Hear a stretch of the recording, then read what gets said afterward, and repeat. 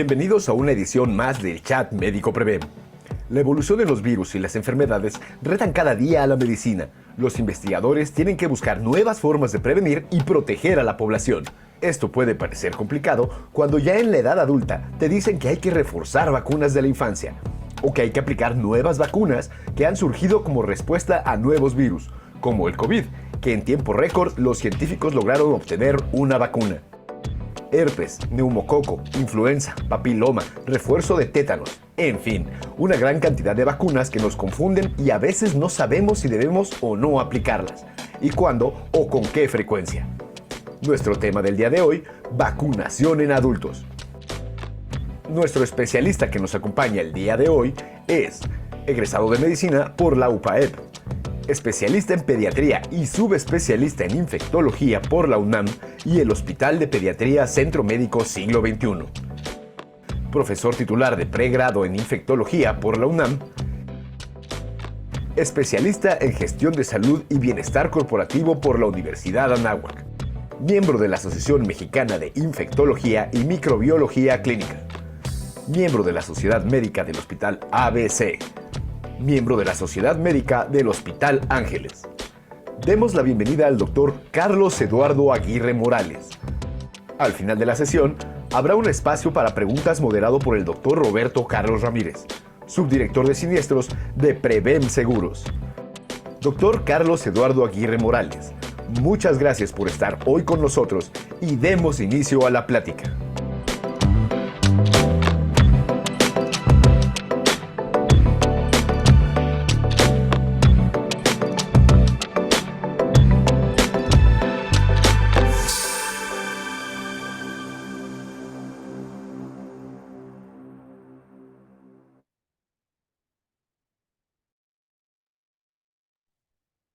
¿Qué tal? Buenas noches, ¿cómo están? Bienvenidos, gracias por acompañarnos a esta edición del Chat Médico Prevem, que tuvo un pequeño cambio de fecha. Agradecemos al doctor Carlos Aguirre por acompañarnos el día de hoy. La verdad es que él tuvo una emergencia con un paciente crítico y bueno, tuvimos que mover la fecha y pues como le dijimos, primero lo primero, desde luego, como siempre. Y aquí estamos hoy con el gusto de recibirlos. Como bien escucharon en la cortinilla, Carlos es pediatra infectólogo y es amplio conocedor del tema de las vacunas. Y Carlos, te agradecemos mucho que estés hoy con nosotros. También nos acompaña el doctor Roberto Carlos Ramírez, subdirector de Siniestros de Prevén Seguros. Roberto, Carlos, muchas gracias por estar los dos con nosotros. No, al contrario, muchas gracias por la invitación a Prevem y por este importantísimo tema. Estábamos hablando tras cortinillas sobre la relevancia de este tema y sobre todo que una empresa de seguros como es Prevem tenga esta delicadeza de dar esta información, porque es una información súper útil y que va a ayudar a los pacientes y a sus asegurados. Es correcto. Gracias, Jorge. Gracias por la presentación. Doctor Aguirre, gracias también por acompañarnos. Creo que igualmente coincido contigo que es un tema muy relevante. Es un tema que a nosotros nos gusta mucho dar seguimiento a todo el tema de prevención y esto incluye al tema de las vacunas. Y era muy importante también para nosotros que tú, Carlos, que además eres médico de uno de nuestros asegurados, que ha tenido un exitoso tratamiento y un exitoso seguimiento de parte tuya, pues era también para nosotros muy importante que tú nos acompañaras en esta plática. Entonces también te lo agradecemos mucho. Y pues adelante, no hay más que decir, ¿no? Perfecto, muchísimas gracias. Denme un momento para poder compartir mi presentación. Claro que Entonces, sí. bien. Nos vemos al final de todas maneras. Muy bien. En esta ocasión, como ya lo platicamos, la vacunación en el adulto es una vacunación que ha quedado en el olvido. Y más que quedar en el olvido, pensamos que las vacunas son exclusivamente de los niños.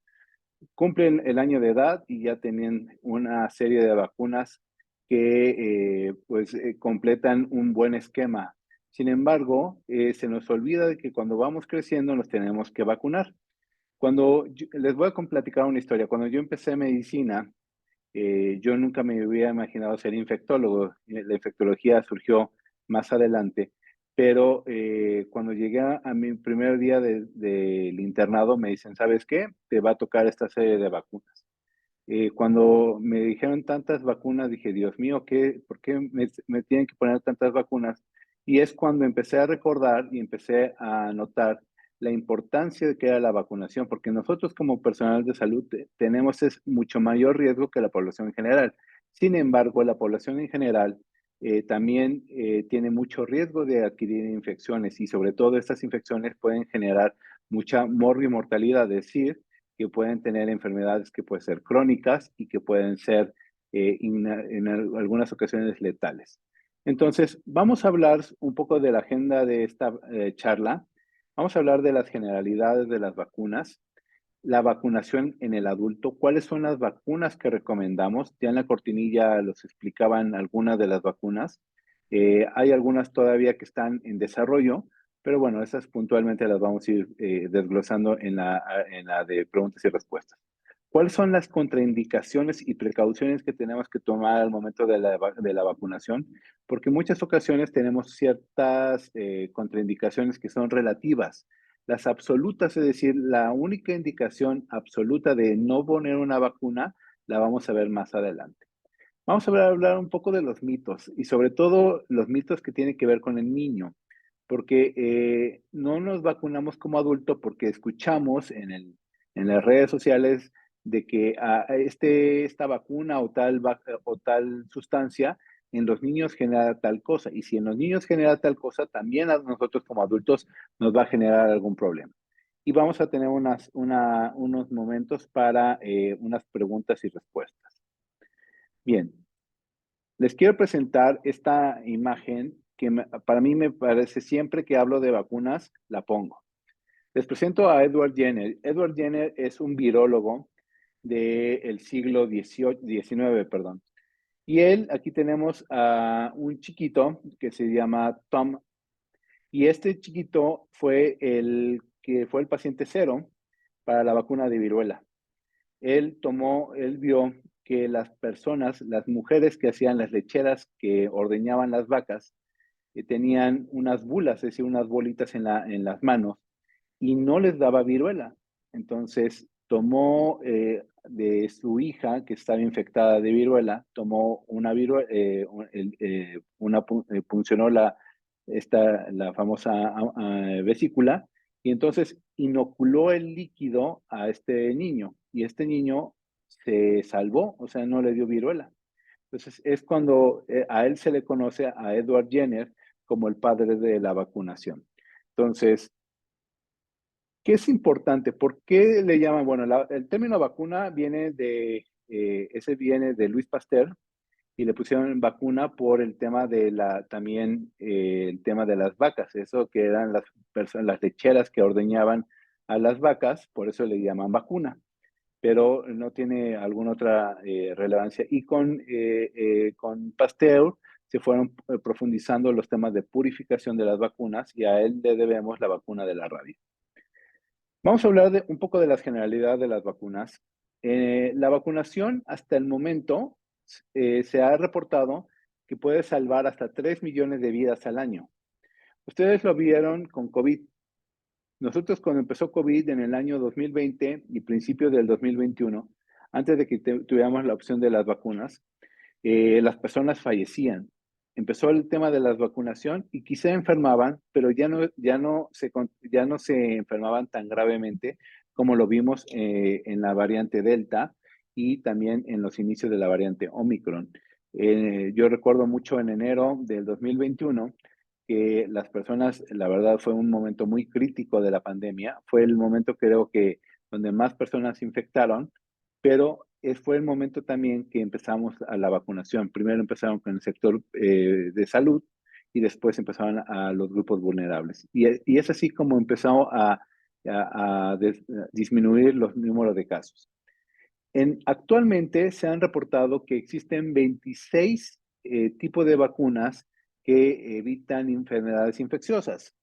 Dentro de las que están ya a la venta y otras están en desarrollo, Tenemos la de cólera, tenemos la de dengue, la de difteria, la de hepatitis A, la de hepatitis B, la de hemófilus, la del virus de papiloma humano, la de encefalitis japonesa, sarampión, meningitis, parotiditis, pertusis, enfermedad neumocóxica, rabia, COVID, tétanos, fiebre tifoidea, varicela, fiebre amarilla, tuberculosis y un sinnúmero de otras vacunas. Y otras están en desarrollo. Sin embargo, si pongo la lista de todas las vacunas que existan, no terminaríamos toda estas horas para poder desarrollar cada una de las vacunas. ¿Qué tenemos que recordar antes de saber cómo funcionan las vacunas? Que gracias a la vacuna se erradicó la viruela. La viruela era una enfermedad que mató a más del doble de la Primera Guerra Mundial, es decir, fue una de las pandemias más impresionantes seguida de la peste. O sea, la peste fue primero el número de muertos y después la viruela. Tenemos 99% menos polio salvaje, es decir, ya no vemos a los pacientes, tenemos algunos pacientes que de manera anecdótica han tenido polio y se han salvado, pero en nuestro país el polio fue una de las infecciones que generó mucha discapacidad en los pacientes y podemos ver algunas personas ya mayores que tienen estas secuelas del polio. Y también disminuye la gravedad de la infección. Vuelvo a retomar el tema de COVID. Ustedes lo vieron, yo no se los tengo que platicar. Después del 2021 empieza la vacunación y empieza a descender el número de pacientes graves, no de infectados, sino de graves. Acuérdense que las vacunas protegen contra la enfermedad grave, mas no protegen del contagio. ¿Cómo funcionan las vacunas? Tenemos aquí un microorganismo, llámese cualquier virus, bacteria, lo que ustedes quieran, y el cuerpo se expone a este agente debilitado e inactivado. Lo que hacen las vacunas es que lo debilitan, se llama por pasajes o por cultivos o por pasajes virológicos. Cada vez que nosotros vamos pasando de una cajita a otra cajita a ese virus, entonces ese virus pierde la agresividad, pero no pierde la inmunogenicidad. ¿Qué significa eso? Que todavía le puede enseñar al cuerpo, es como un sparring para que él responda hacia las vacunas, hacia ese agente. O que está inactivado, como es el caso de la influenza.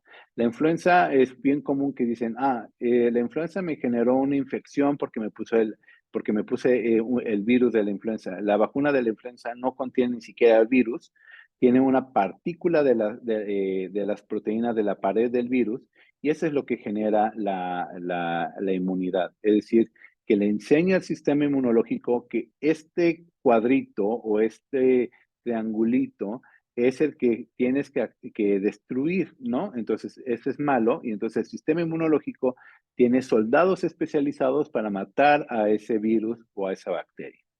Entonces, aquí tenemos que el sistema inmunológico necesita armas y esas armas son los anticuerpos. Entonces, genera anticuerpos específicos, es decir, sabe que este virus es de color morado, tiene un centro en forma de círculo y tiene unos picos y parece piñata. Entonces, ya le hace una forma para que estos anticuerpos destruyan a este tipo de virus. Si este virus no fuera morado, fuera verde, entonces, y es otro virus y no genera inmunidad, entonces la vacuna no funcionaría. Y cada vez que se presente este agente, llámese bacteria o virus, el sistema inmunológico va a poder actuar de manera muy eficiente porque ya tiene las armas suficientes para poder generar una respuesta inmunológica. ¿Por qué es importante la vacunación? Y aquí me encantó esta gráfica y quiero que vean aquí los hombres que son, hombres o personas que son de color azul. Estos son los no vacunados, pero sanos. O sea, es mucho lo que pasó con COVID. Tenemos a los verdes que son vacunados y sanos, y tenemos a los naranjas que son no vacunados, enfermos y además que son contagiosos.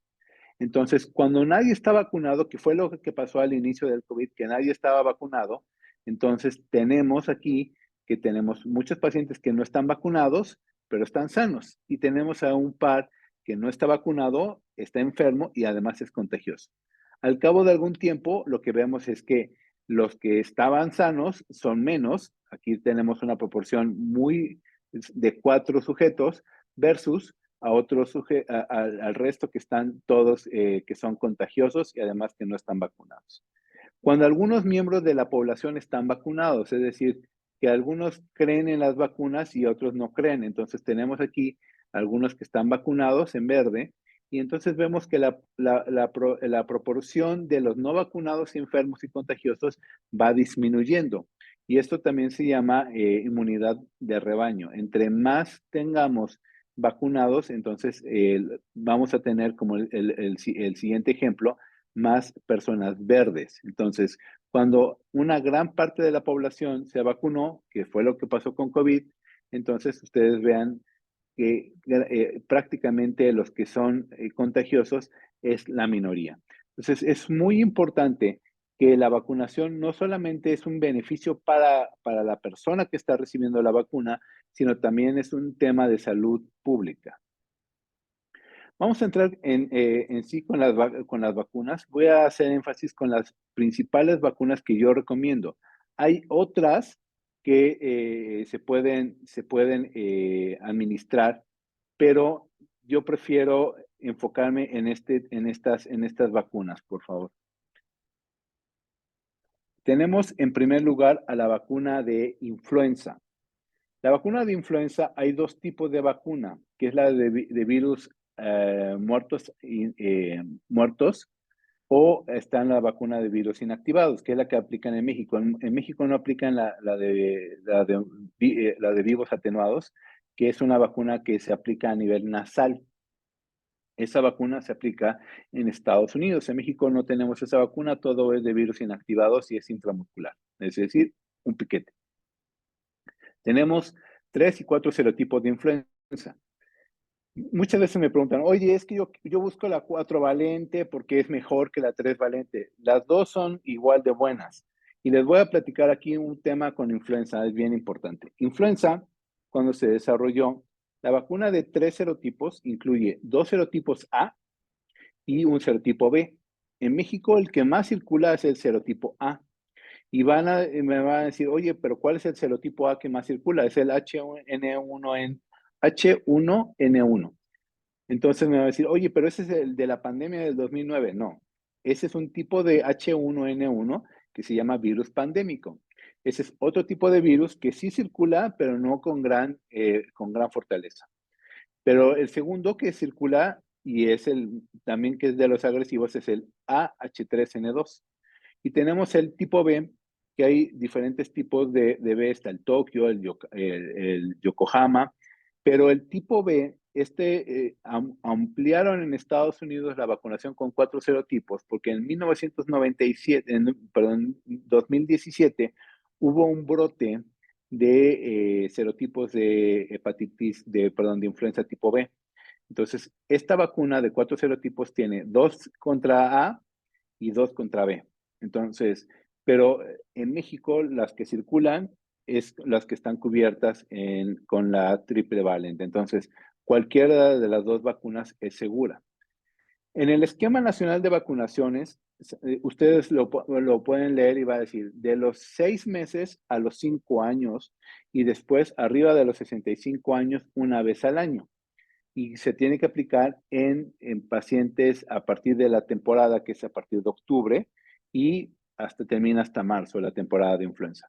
Sin embargo, mi recomendación es que todas las personas que tengan hijos chiquitos, es decir, que tengan menos de 6 años, sus bendiciones, tienen que ponerse la vacuna ustedes también.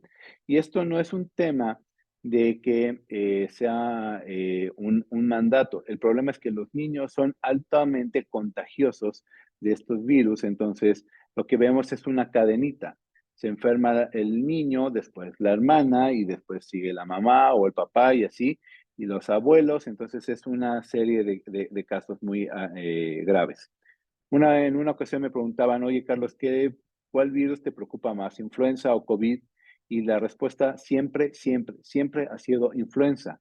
Influenza es un virus que no tiene palabra de honor. Es un virus que genera muchísima inflamación. Entonces, aquí yo lo que estoy recomendando es que todas las personas, independientemente de la edad, se pongan la vacuna de influenza. Esto no tiene que ver con que si eres una persona joven, no tienes hijos y no tienes sobrinitos o tus sobrinos están grandes, probablemente no necesites que te pongas la vacuna. Tu sistema inmunológico va a actuar y si tienes infección, pues te das tratamiento. Pero si tienes hijos chiquitos o tienes más de 60 años, entonces sí o sí te tienes que poner la vacuna de influenza todos los años. Yo espero y ruego todos los octubres de que llegue la vacuna temprano para poderme poner mi vacuna.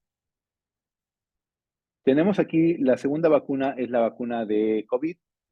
Aquí ustedes vieron que hubo muchas vacunas, estuvo la de AstraZeneca, estuvo la Sputnik, la de Moderna, la de Pfizer, y me quiero enfocar exclusivamente a dos tipos de vacuna, la de Pfizer y la de Moderna, que son vacunas de RNA mensajero. ¿Por qué me quiero enfocar? Porque son vacunas que ustedes ya saben están en comercialización. Hay otras vacunas del sector público, que es el Abdala y que es la Sputnik, pero estas vacunas, por desgracia, no han mostrado la efectividad y sobre todo el riesgo de estas vacunas es que están desarrolladas para la vacuna original de Wuhan. No está desarrollada con las vacunas o las mutaciones del virus, que es la de Omicron. La última variante de Omicron se llama Pirola, que es la que empezó a circular entre enero y febrero de este año. Entonces, estas variantes sí se tienen que ir cambiando. Como influenza, cada año nos van a estar vacunando contra COVID. ¿Y esto cuánto tiempo? Esto es indeterminado, hasta que se vea que el virus deje de mutar. La ventaja de COVID, a diferencia de influenza, es que COVID tarda mucho en mutar y influenza puede mutar en cuestión de semanas. Entonces, sí es probablemente después tengamos ya una recomendación muy puntual sobre el tema de la vacunación. Ustedes conocen las marcas, está la marca de Pfizer, que es Comirnaty, y está también la vacuna de Moderna, que es Pikevac. Y la de Moderna en México tiene la posibilidad de que se puedan vacunar también niños arriba de 6 meses. La de Pfizer está exclusivamente recomendada para mayores de 5 años. ¿Dónde se administra? Es en una dosis intramuscular. Y si no me he vacunado nunca, son 2 dosis con diferencia de 1 mes y un refuerzo a los 4 o 6 meses de la primera dosis. Sin embargo, vuelvo a repetir, la vacuna de Omicron en los adultos jóvenes y adultos mayores, tiene que ser cada año hasta que no se determine cuánto tiempo se tiene que ir vacunando. Yo creo que después de 10 años, y ustedes me van a decir, ay, si 10 años me tengo que estar vacunando, sí, 10 años nos tenemos que estar vacunando. Entonces, esta vacuna van a marcar las pautas de cuánto tiempo se tiene que ir vacunando, si 10 años o 5 años, y esto va a depender de las mutaciones del virus. Si deja de mutar el virus, entonces probablemente ya puedan dar una recomendación, pero ustedes lo han visto, cada año surge una nueva variante o una subvariante, mejor dicho, de Omicron. La segunda vacuna es la de herpes zóster. Y aquí les ofrezco una disculpa, porque aquí les puse de 3 a 4 serotipos de influenza. Eso fue ahí, se me fue de la presentación, pero es una vacuna recombinante. Esa es la última vacunas que han salido y hay 2 vacunas, se llama Zostavax, es una, y la otra se llama Shingrix. La última de Shingrix, lo que se ha visto es que no nada más son 2 dosis, a diferencia de la Zostavax, que son 3 dosis. Y esta vacuna es de vía de administración intramuscular. Esta está precisamente recomendada, son 2 dosis de la vacuna. Primero se administra 0.5 mililitros y después a la segunda dosis de los 2 a los 6 meses de la primera. Y todas las personas que han tenido más de 50 años, o sea, que tienen ahorita 50 años o más, deben de recibir ese esquema único en la vida, lo que reduce hasta en un 97% el riesgo de tener la famosa culebrilla. Esta vacuna, la verdad, para mí me parece una vacuna excepcional. ¿Por qué? Es una vacuna que sí genera en algunos pacientes un poquito de malestar, que eso dura una semana, pero el herpes zóster es muy sintomático. Quien le haya dado en alguna ocasión una culebrilla, no me dejará mentir el dolor que tiene, la incapacidad que deja este tipo de infecciones. Entonces, es muchísimo mejor vacunarse porque reduce mucho la probabilidad de que te dé herpes zóster. Y si te diera herpes zóster, la verdad, la sintomatología se puede reducir hasta la mitad. Entonces, si son jóvenes de 50 años para arriba, se lo tienen que poner. Es una recomendación muy importante sobre esta vacuna. La vacuna de neumococo. La vacuna de neumococo es una vacuna que ha estado teniendo muchos cambios últimamente y empezamos esta vacunación de neumococo a finales del siglo pasado, cuando se empezaron la famosa 7 valente. Esa 7 valente, hay dos tipos de vacuna, una que se llama de polisacárido y otra que es la conjugada. La vacuna conjugada es una vacuna que se administra a los menores de 2 años. Y esto es porque si yo le administro una vacuna de polisacárido, que es la que le estoy presentando, la de 23 serotipos, los niños no tienen esta madurez inmunológica, es decir, que yo le puedo poner esa vacuna y no va a montar una respuesta suficiente hacia la protección que yo requiero para el neumococo. Porque el neumococo, déjenme decirles que puede no solamente dar un cuadro de sinusitis o un cuadro de otitis, sino que podemos tener cuadros de una infección cerebral o también un cuadro de una neumonía grave. De hecho, la paciente por la cual yo tuve que posponer la plática tiene una infección por neumococo y es una chica de 16 años, sana, con una infección de neumococo. Y ella, por desgracia, le pusieron la 7 valente y el serotipo que se aisló no estaba cubierta dentro de la 7 valente. Entonces, tengo que vacunarla a ella de nuevo contra el neumococo. No solamente a ella, sino que también tengo que vacunar a todas las personas. Por fortuna, esta chica ya va de salida y pronto estará en casa. Sin embargo, en las primeras horas de la infección fue un tema muy crítico y llegó a estar en terapia intensiva. Incluso llegamos en algún momento a que pudiera fallecer. Entonces, es muy importante que recordemos que esta vacuna, la de 23 serotipos, sí debe de administrarse en pacientes que son vulnerables, que tienen riesgo, como esta chica, que no recibió un esquema adecuado, que es la 7 valente. Normalmente, después del 2010, se empezaron a vacunar contra la 13 valente, o sea, con 8 serotipos más. Y esta tiene una mejor inmunidad en los niños.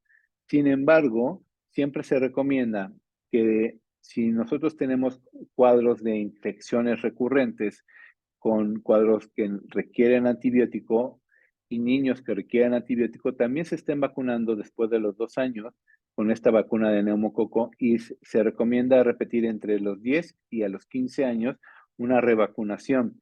Y los pacientes que tienen más de 65 años y que no saben si se vacunaron contra esta vacuna, este agente, se tienen que poner la vacuna sí o sí y repetir cada 10 años para disminuir el riesgo de infecciones graves contra el neumococo. El neumococo es una bacteria que no tiene palabra. Es una bacteria muy agresiva y sí los puede dejar con grandes secuelas. Entonces, esa es una recomendación muy importante, que si no saben si tienen la vacuna de neumococo o los vacunaron antes del 2010, entonces sí se pongan una dosis de neumococo y se estén vacunando, si no cada 10, cada 15 años, pero sí es importante que tengan un esquema suficientemente alto para esta vacuna. Tenemos una vacuna que a mí me encanta, es una vacuna que es muy controversial, que es la vacuna del virus del papiloma humano. Esta vacuna del virus del papiloma humano, hay dos tipos de vacuna. Los dos son de tipo recombinante. ¿Qué significan esas? La recombinación son unos nuevos tipos de forma de hacer vacunas que son mucho más seguras y sobre todo hacen que los pacientes sean más tolerantes a su administración. Cuando se inició la vacunación contra papiloma, se hizo específicamente contra los serotipos oncogénicos, que eran el serotipo 16 y el 18 del virus del papiloma humano. Lo que se vio es que estos dos serotipos favorecían a que se hiciera, a que desarrollaran las mujeres cáncer cervicuterino. Sin embargo, el principal portador y transmisor del virus del papiloma humano no es la mujer, sino es el hombre. Entonces, el hombre está infectado y está en etapa de ahí de portador, es decir, no tiene sintomatología, pero puede transmitir la infección, tienen relaciones sexuales y es como se da la transmisión de este tipo de virus. Lo que vieron las farmacéuticas es que no era suficiente. Había otros tipos de oncovirus, que era el 31, el 33, el 45, que estos estaban desarrollando cambios displásicos a nivel del cervix. Y entonces los agregaron. Y entonces ahora tenemos una vacuna que se llama, si no hay algún problema, voy a dar los nombres, pero no me pagan por dar los nombres, se llama Gardasil y se llama Gardasil 9, porque tiene estos 9 serotipos. Nosotros pensamos que el virus de papiloma humano, solamente la vacunación es en mujeres y estamos incorrectos. También el hombre se tiene que vacunar contra esta vacuna, contra este virus, perdón, porque es el transmisor. Entonces, puede limitar el riesgo también de transmitir el virus a su pareja si éste se pone la vacuna. Es una vacuna que se administra de manera intramuscular, son 3 dosis y se le pone una dosis inicial al mes de que se aplicó la primera dosis y a los 6 meses de la primera dosis. Y se puede aplicar a partir de los 9 años de edad hasta los pacientes que tienen 45 o hasta los 50 años de edad, sobre todo en pacientes que tienen datos de riesgo, es decir, que la mamá, que su hermana, que su tía, que su abuela tuvieron cáncer cervicuterino. Ellas son las principales personas o mujeres que pueden tener mucho más riesgo de desarrollar este cáncer cervicuterino. Entonces, esta vacuna sí es cara, pero es una gran, gran inversión, sobre todo por el riesgo de desarrollar cáncer a largo plazo. Y tenemos la última que es TDAP, que es una toxoide. El toxoide, a diferencia de las vacunas, son toxinas que están purificadas y que no generan la reacción inmunológica, pero también nos ayudan a proteger. Esta vacuna la hicieron celular por la facción pertussis. Si ustedes recordarán, hay una vacuna que se administra a los 4 años, que es la DPT. La DPT, los que le han puesto DPT del sector público a sus hijos o a sus hijas, se van a acordar porque es una vacuna que les da mucho dolor, incluso le da mucha inmovilidad del brazo donde se aplica. Sin embargo, lo que vieron es que la fracción completa de la célula de la bacteria Pertussis, Bordetella pertussis, que es la que causa la toferina, si le hacían una parte nada más, la cortaban, entonces disminuía el riesgo de tener secuelas graves. ¿Qué secuelas? Es encefalopatía, es decir, los pacientes quedaban con lesiones neurológicas muy importantes. Y también tenemos el toxoide diftérico, que es para difteria, y el toxoide tetánico. Esta es una pregunta que siempre me hacen, es que, oye, Carlos, me acabo de picar con un clavo oxidado y no me acuerdo cuándo me vacuné. Entonces, hacemos ahí algunas cuentas, cuántos años tienes, todo eso, sacamos la raíz cuadrada, lo multiplicamos por 3 y entonces decidimos, a ver, te vacunaste cuando estaba chiquito, ya pasó más de 10 años, ya tienes 35, entonces te tienes que poner la vacuna. ¿Cada cuánto se tiene que poner esta vacuna? Se tiene que aplicar cada 10 años.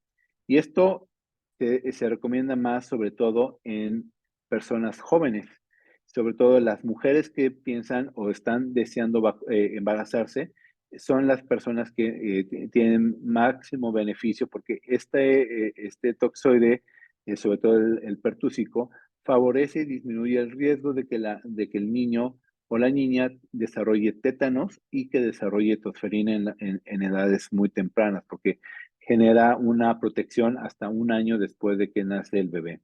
Entonces, esta es una vacuna que no solamente es para adultos mayores, sino también en personas adultas jóvenes que quieren embarazarse. ¿Cuáles son las contraindicaciones de la vacunación? Una contraindicación es una afección poco común, la verdad es el raro de lo raro, que genera una reacción grave o que pone en riesgo la vida del paciente o que lo puede llegar incluso a fallecer. Nunca nos ha tocado, por fortuna, en el centro donde yo he trabajado y en los diferentes institutos donde he trabajado, que una vacuna pueda generar una muerte. Pero sí me ha tocado ver pacientes que tienen lesiones graves y esa es una contraindicación absoluta. Te decía que nosotros decimos, es que estoy alérgico a la penicilina, estoy tomando antibiótico, estoy en mi periodo menstrual, me voy a ir mañana de viaje y no quiero que me dé. Esas no son contraindicaciones. Esas son contraindicaciones relativas. O tengo fiebre, entonces no me voy a vacunar. No se vacuna con los pacientes con fiebre porque no sabemos si la fiebre está desarrollándose por la vacuna o por que el paciente es un evento por la infección que está cursando.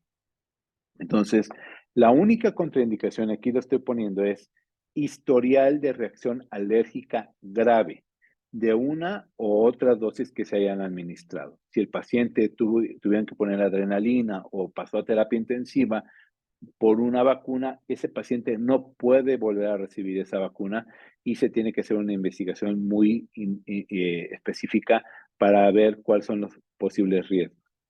Y la otra son las precauciones. Las precauciones es cuando una vacuna se administra, tenemos que evaluar, pueden tener reacciones graves, pero que no lo pongan en riesgo su vida. Son pacientes que, por ejemplo, les pusieron una vacuna y ha sucedido que le da el síndrome de Guillain-Barré. ¿Qué es el Guillain-Barré? Pues es una afección de los nervios y dejan inmovilizado todo lo que son de la cintura para abajo, incluso puede ascender y dejar de respirar los pacientes. Esa es una reacción que puede considerarse grave, pero siempre se tiene que evaluar el riesgo-beneficio en otro tipo de vacunaciones. La mayoría de los pacientes que desarrollan Guillain-Barré lo hacen por otro tipo de efectos, principalmente infecciones por una bacteria que se llama Campylobacter jejuni o por algún otro tipo de afección. Entonces, serían como las precauciones que tendríamos que tomar en el tema de las vacunas. Una precaución que hacemos mucho en la vacuna de Gardasil, que es la de papiloma, es que le pedimos a la paciente o a el paciente que después de que se administre la vacuna se sienten unos 15 minutos, porque lo que se ha asociado con esta vacuna es una lipotimia, es decir, desvanecimiento del paciente y pérdida de la conciencia.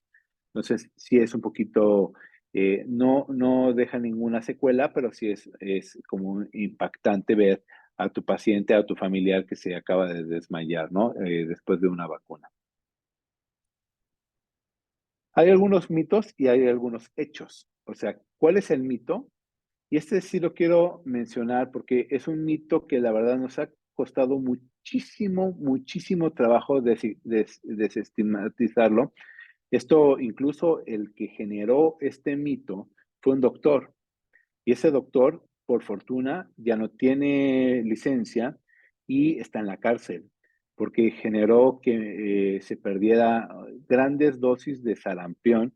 Y los brotes que han estado escuchando ustedes, que hay en Canadá, que hay en Reino Unido, incluso hay en México, de sarampión, se debe a esto, porque la vacuna de la triple viral se fue la que se relacionó con el autismo. Entonces, es un hecho que no hay un vínculo entre las vacunas y el autismo.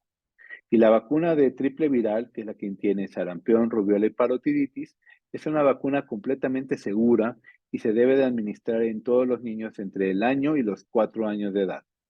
Entonces, si sus hijos o hijas no tienen la vacuna, se las tienen que poner. ¿Por qué? Porque si ustedes también pueden tener o correr riesgos si ellos no están vacunados. Y por desgracia, el sarampión es una vacuna, perdón, es una infección que el 25% de los pacientes que se infectan con sarampión se van a morir sí o sí, y aunque lo manden al mejor centro hospitalario del mundo, porque es muy, muy grave este tipo de infecciones. El otro mito es que las vacunas espaciadas son generalmente mejores. No quiero gastar o veo que no hay en el sector público, entonces decimos, no, pues me espero otro rato. Y de ahí se espera y se va y se nos va olvidando. Esa es una realidad, se nos olvida, no es una cuestión de que queramos no vacunarnos, pero se nos olvida porque surgen algunos otros compromisos. Entonces podemos caer en el abandono y la falta de protección. Entonces, cuando nos damos cuenta es porque, ay, mira, este fulanito está en el hospital y está infectado por tal virus, entonces dice, no me he vacunado o no he vacunado a mi hija o a mi hijo. Entonces sí es muy importante este tema de los mitos. Nunca, siempre, si se puede vacunar, vacúnense. Y las vacunas generan la enfermedad. Esto lo dicen mucho por influenza, ¿no? Es que me puse la influenza y me dio un gripón, ¿no?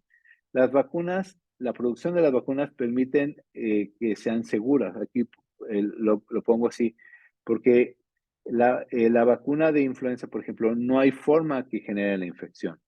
En algunos casos, por ejemplo, en varicela, que es una vacuna de virus atenuados, sí puede dar un pequeño rash o un pequeñas lesiones como si fuera se llama varicela-like, pero es una varicela muy insignificante a comparación de una infección en pacientes que no están vacunados. Entonces, los mitos son muchos y ustedes pueden escuchar muchos en las redes sociales, pero realmente los hechos son los que valen la pena, que las vacunas son seguras y que las empresas farmacéuticas las hacen con los más altos estándares de calidad.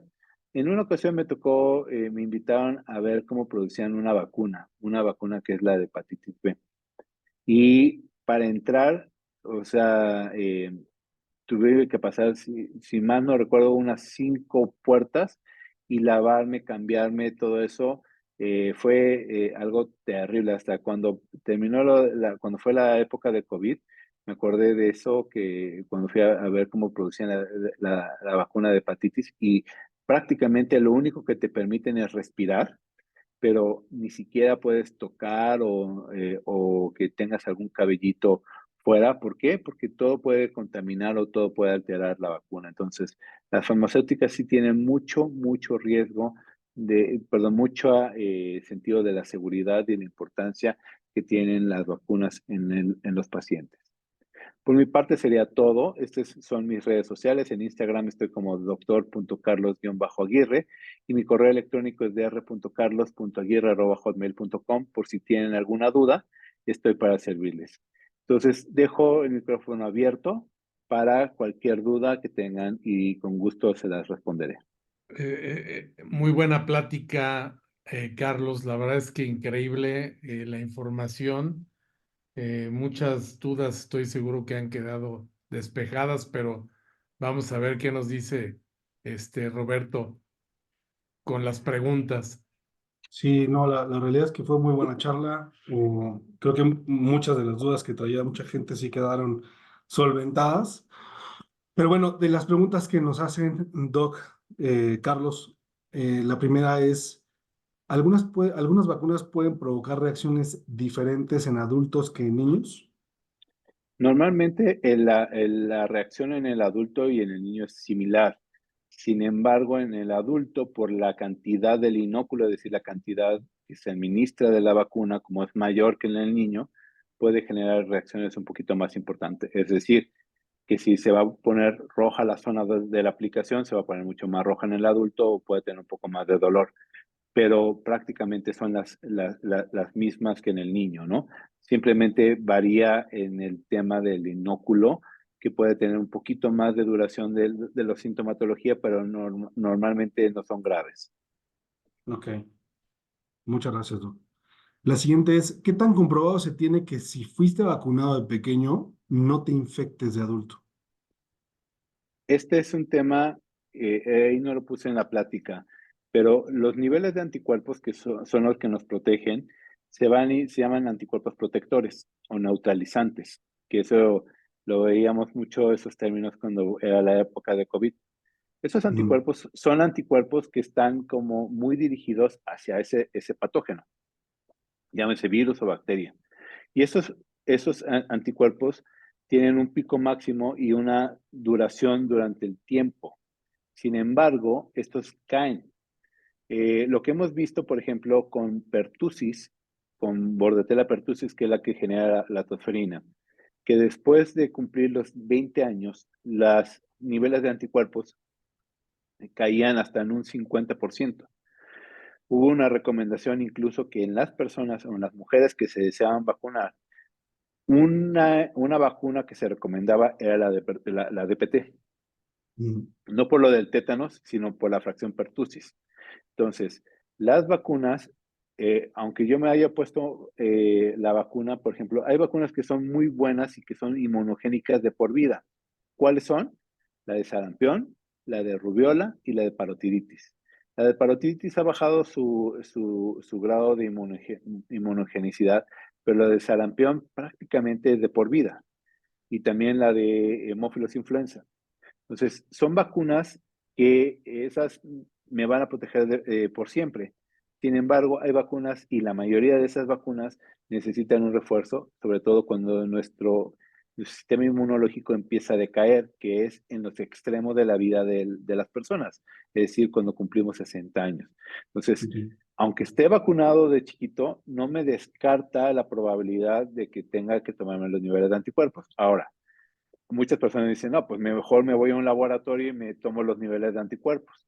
Cuando ven el costo de lo que cuesta una prueba de anticuerpos contra ese neutralizante, dicen, no, mejor me pongo la vacuna. Ujú. Sí, claro. Sí, claro. La siguiente pregunta, a ver, dice, ¿las alergias que son adquiridas a lo largo de la vida y no en la infancia pueden ser provocadas por las vacunas? No, eso se debe a una cuestión completamente distinta y las alergias en el adulto están mediadas por otro tipo de agentes como es la inmunoglobulina E, a diferencia del niño, que es una inmunidad celular por inmadurez.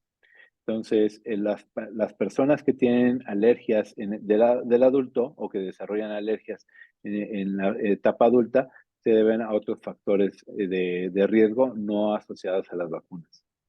Ok, ok.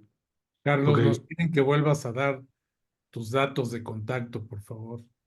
Sí, mi Instagram es dr.carlos-aguirre y mi correo electrónico es dr.carlos.aguirre@hotmail.com. Gracias. Gracias, Doc. Hablando un poco de la vacuna del herpes zóster, mencionabas que, que la dosis que se está poniendo actualmente es para mayores de 50 años. Sí. En pacientes que han tenido alguna reacción, como la que te platicaba hace rato, una reacción a alguna vacuna y tengan el herpes zóster, no importa que no tengan 50 años, ¿se la pueden aplicar? No, es estrictamente esta vacuna se debe de aplicar a partir de los 50 años. Ok. El laboratorio no recomienda que sea menor de esto por el riesgo de seguridad, sobre todo por el tema de alguna reacción adversa que puedan llegar a tener y que no se ha evaluado en edades más bajas. ¿Qué es lo que sucede? Que normalmente a partir de los 50 años también se ha visto que el riesgo de tener herpes zóster o culebrilla es muchísimo mayor que en edades más tempranas. Aunque aquí hay una discrepancia porque lo que hemos visto, y no sé si a ustedes les ha sonado, porque la verdad ese es un tema que se dio mucho durante el 2022, principio de 2023, es que, oye, me dio COVID tengo 23 años, o bien, yo me tocó ver muchos pacientes que tienen 23, 25, 26 años, o sea, jóvenes, y que hacían herpes zóster. O sea, yo decía, ¿pero por qué? Y hacíamos un chequeo, un análisis, y esos pacientes tuvieron COVID hace 3 o 4 meses previo a que tuvieran el brote de herpes zóster. Y precisamente un paciente que tenía recurrencia de herpes zóster, me acerqué a la farmacéutica y le pregunté si había esta recomendación en personas menores de 50 años de ponerse la vacuna, y categóricamente la farmacéutica no recomienda que se administren a estas edades porque no se tiene la evidencia de la reacción que pueda generar en esta población, porque no se ha probado. Entonces, sí o sí, esta vacuna se tiene que aplicar a partir de los 50 años. Muy bien, muchas gracias. Y después de los 50 años, ¿cada cuánto se debe de aplicar la 2 o 3 dosis Esta vacuna solamente se administra dos dosis, y esa es ya de por vida. de por vida? Ok, ok. Por acá nos preguntan, bueno, dicen excelente plática, felicidades al doctor, y Gracias. preguntan por dónde empezar cuando queremos vacunarnos. Esta es buenísima porque me imaginé como de un carnet para nosotros, pero sí lo hay, ¿no? Sí, hay un carnet para empezar. Yo les diría 3 vacunas que sí o sí se tienen que poner. Si son, eso es independientemente de la edad. Una es influenza, Ujú, 2 es neumococo y 3 es COVID. ok, Las demás no es que sean importantes, son muy importantes también, pero son vacunas que, y quizá la TDAP, o sea, es Bustrix o Adacel, que son las vacunas, las marcas. Esas también podrían ser, pero esas 3 que les estoy diciendo son agentes que pueden ponerlos y llevarlos a una situación crítica. Y influenza, por ejemplo, es en octubre. Y si no me acuerdo cuándo me puse la de neumococo, me la puedo poner ahorita, al mes. Siempre acuérdense que una vacuna, y entre vacuna y vacuna hay que esperar un mes siempre. O sea, ok. no me puedo poner las 3 si quieren, sí, no hay ningún problema, si aguanto y mi bolsillo lo aguanta, Mm, y el otro al mes. Y si no me las puedo poner al mismo tiempo, sí tengo que irlas espaciando porque es demasiada la información que le estamos metiendo al cuerpo, y entonces podemos tener mayor riesgo de tener alguna reacción, alguna de las precauciones que había comentado. ok, muchas gracias. Por aquí José Tapia nos dice, la vacuna del papiloma humano no es recomendable a adultos mayores. ¿Por qué?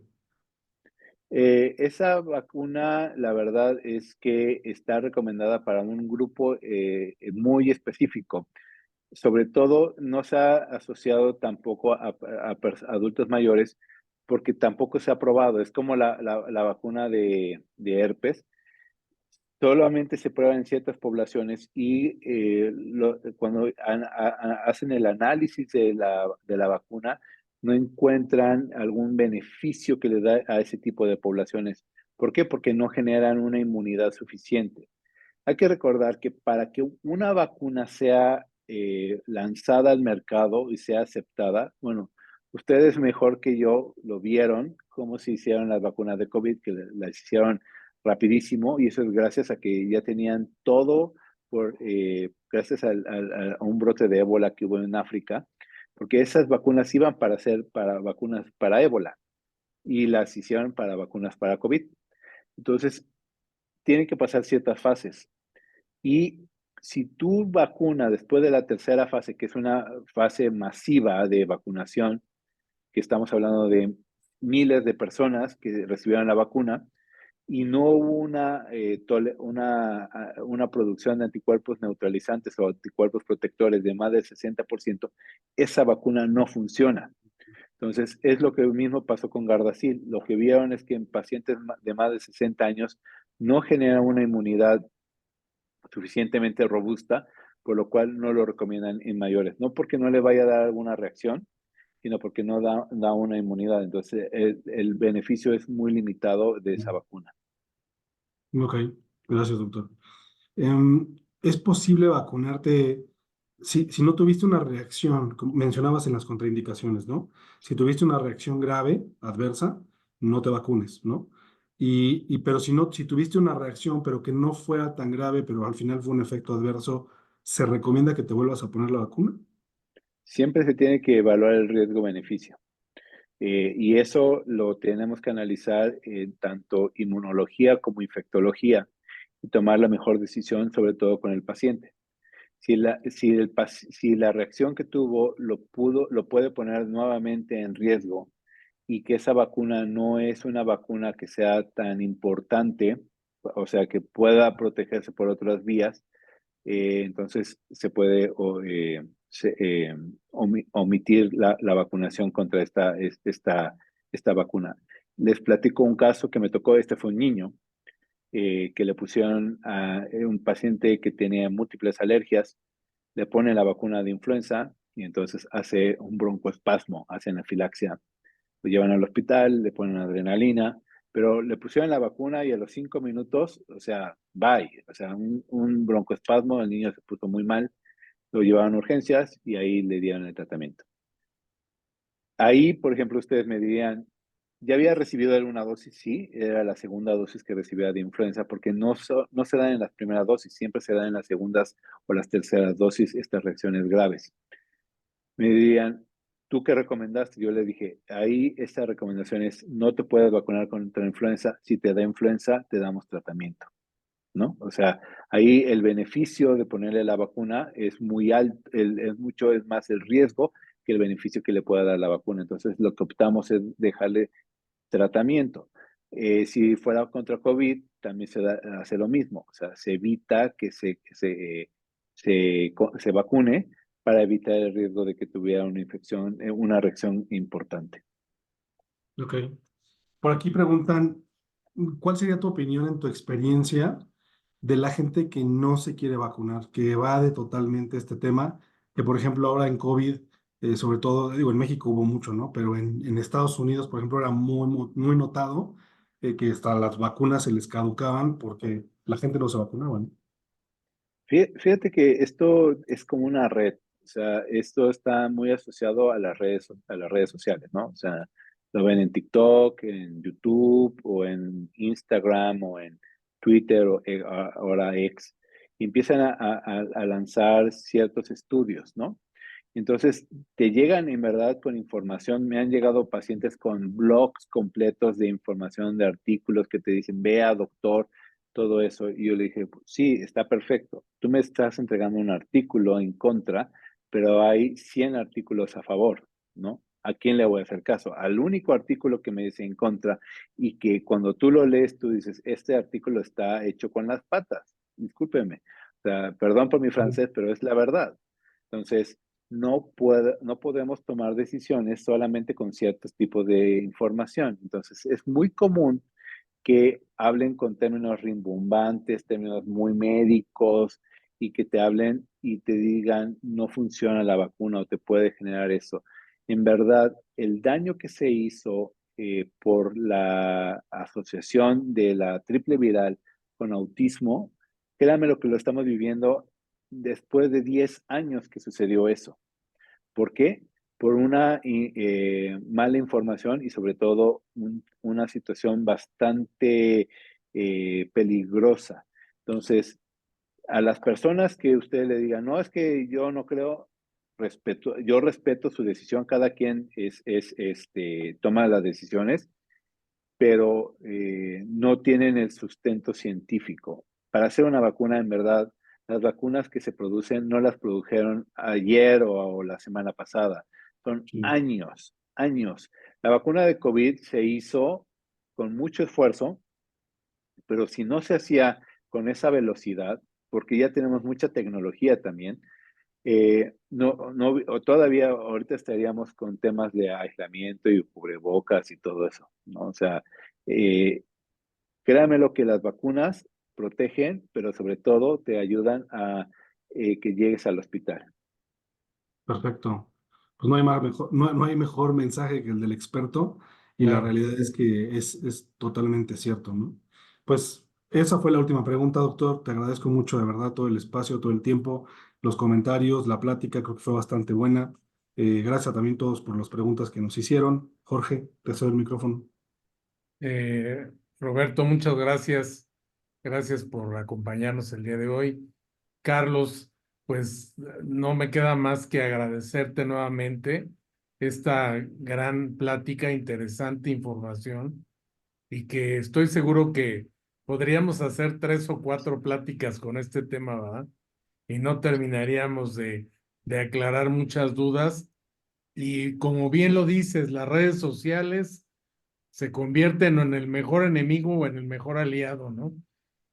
Por eso, para nosotros como Prevem Seguros, es muy importante buscar a un especialista serio, de renombre como tú, que nos dé una información seria y que la gente pueda confiar en lo que escuchó aquí para poder tomar una decisión, ¿no? Claro, eso es muy importante. No se dejen llevar con cualquier información. Hay que buscar. Una persona me decía, eh, ¿cuántos años estudiaste, Carlos? Y le digo, 14 años para poder ser infectólogo, pediatra, perdón, y 16 para ser infectólogo. Entonces, no, o sea, toda esta información nos cuesta mucho tiempo lograr adquirirla, pero lo que más nos cuesta es tratar de lograr transmitir esa información. Es bien difícil, o sea, no es tan fácil hablar con términos coloquiales Claro. de temas bien difíciles. Si una vez te cuesta trabajo, pero yo por eso les dejo mis redes sociales a todos y a todas sus asegurados. Si tienen alguna duda, no duden en contactarme. En mi Instagram o en mi correo electrónico, con mucho gusto yo les contestaré y les voy a dar la mejor recomendación. Pues muchas gracias y y bueno, pues buenas noches a todos. Buenas Gracias noches, a todos. gracias. Hasta luego.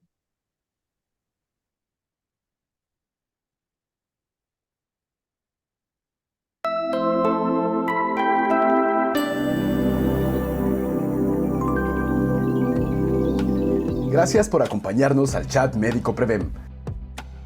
Te recordamos que este se realiza de enero a noviembre, el último miércoles de cada mes, por las plataformas Zoom y Facebook Live. Los esperamos en la próxima edición del Chat Médico Prevem.